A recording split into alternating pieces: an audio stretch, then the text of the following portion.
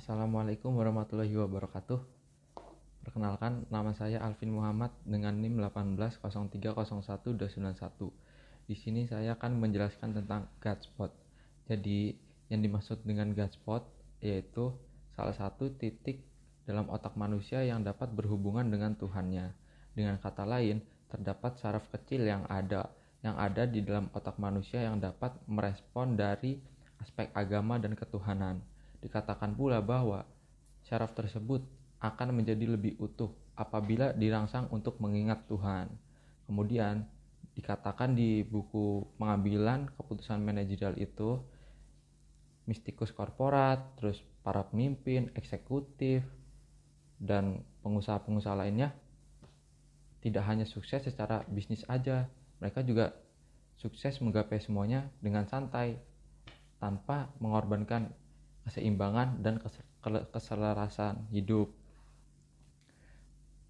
Dikatakan di buku itu juga, mereka bisa seperti itu karena mereka menjunjung nilai etika dan menjunjung tinggi nilai-nilai spiritual.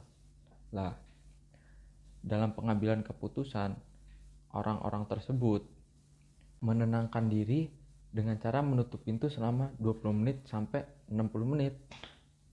Mereka melakukan itu untuk merenung dan menggambarkan pikiran-pikiran atas persoalan yang sedang dia hadapin.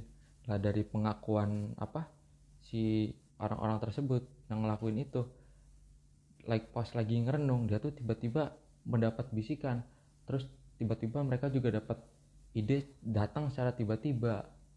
Lah gitu. Kemudian saya akan melanjutkan ke topik yang kedua, yaitu super ego. Menurut Sigmund Freud, alam pikiran manusia dikontrol oleh 3 kekuatan atau fungsi yang saling tarik-menarik. Yang pertama id, kedua ego, ketiga super ego. Ketiganya memiliki kekuatan atau fungsi yang berbeda-beda. Tapi yang saya akan bahas di sini yaitu super ego.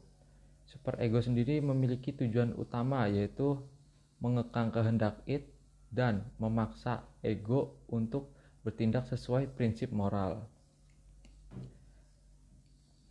Super ego sendiri sebagian berada di alam sadar dan sebagian berada di alam bawah sadar manusia.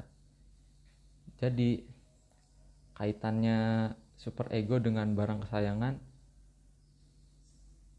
misalnya kita ada orang yang membutuhkan sesuatu, kita punya tapi kita nggak terlalu butuh. Lah, di situ super ego akan bertindak. Kita akan kayak memberi gitu kan, ngasih barang gitu. Lah, walaupun itu barang kesayangan kita tetap bakal ngasih karena kita melakukan sesuai prinsip moral. Sekarang kita lanjut ke topik yang ketiga, yaitu memberi barang kesayangan kepada orang lain. Nah, bagi saya sendiri, barang kesayangan mah gak mesti mewah, gak mesti mahal, gak gitu. Bagi saya mah barang kesayangan itu yang memiliki histori atau kenangan-kenangan sejarah yang menurut kita banyak gitu ya kan.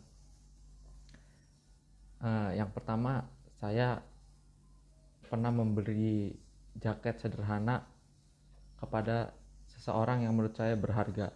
Pasti kalian pernah kan ngasih barang kesayangan kepada orang yang berharga.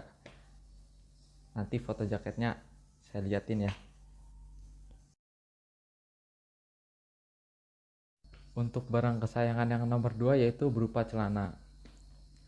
Saya dulu sebelum pindah dari Banten ke sini, saya dulu pernah memberikan celana jeans saya kepada teman saya. Bagi saya celana yang saya berikan itu termasuk barang kesayangan karena memiliki sejarah dan kenangan-kenangan yang tidak bisa dihitung oleh jari. Nah, sampai itu celana nggak pernah saya cuci, nyampe di kantong belakangnya ini ngebekas benda yang saya taruh di celana itu. Saking saya nggak pernah nyuci ya kan, saya pakai terus karena saya sayang sama barang itu. Lah, alasan saya memberi celana itu ke teman saya yang di Banten karena biar mereka ingat sama saya, terus dia juga biar biar apa tahu kalau si Alpin ini pernah ada di bagian kita gitu. Untuk barang yang ketiga, saya pernah memberikan sebuah smartphone sederhana kepada teman saya yang berada di Subang, Jawa Barat.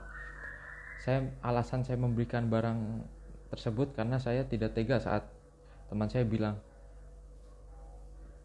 "Pin, apa saya mah kasihan tau sama adik saya, dia mah kalau teman-temannya lagi main tuh dia cuma bisa ngeliatin tak tak, emang kenapa, dia nggak punya HP soalnya." Wah, di situ hati saya kayak ini ya, terenyuh gitu ya.